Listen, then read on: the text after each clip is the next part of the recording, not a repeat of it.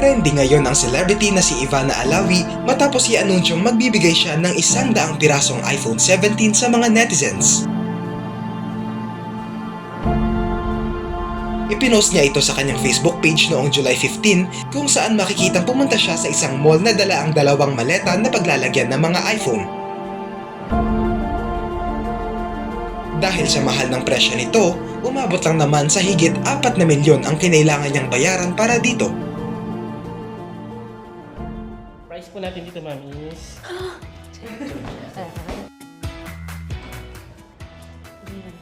Lahat na to. Ay! Sana gumana siya.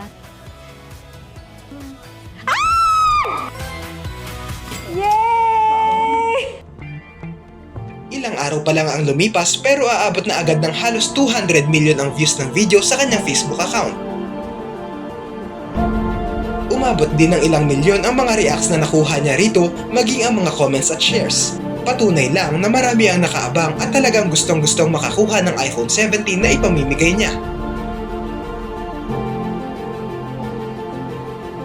Kanya-kanyang diskarte tuloy ang mga Pinoy kung paano sila mapapansin ni Ivana. May mga nagpost ng picture na edited, mga nagpost ng TikTok video, at mga gumawa ng meme. Para kay Ivana Alawi, vow. Hindi lang ngiti ang hatid mo, kundi saya sa bawat taong nanonood sa'yo. Orasyon para manalo ng iPhone 17 ni Ivana, tugon. Ivana, piliin mo kami. Thank you, Ate Ivana, for sides number 1, happy. Thank you, Ate Ivana, number 2, sad. Thank you, Ate Ivana, number 3, disappointed. Thank you, Ate Ivana, number 4, angry. Thank you, Ate Ivana. Pero sa kabila nito, may mga netizens na bumatikos kay Ivana dahil isa sa mga kondisyon para manalo ng iPhone ay i-follow ang page ng Casino Plus, isang online platform kung saan pwedeng magsugal ang mga tao.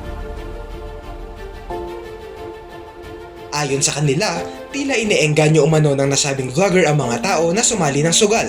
Bagay na hindi maganda dahil maraming buhay ang nasisira dito matapos matalo sa malaking halaga.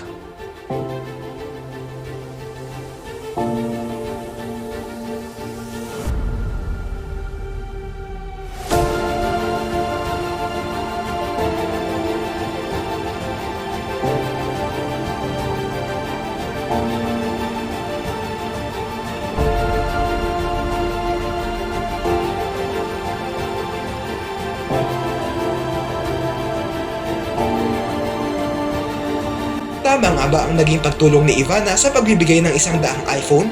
O mas lalo nitong mapapasama ang buhay ng ibang tao dahil sa pag-promote niya ng sugal sa kanila? Ano ang masasabi niyo rito?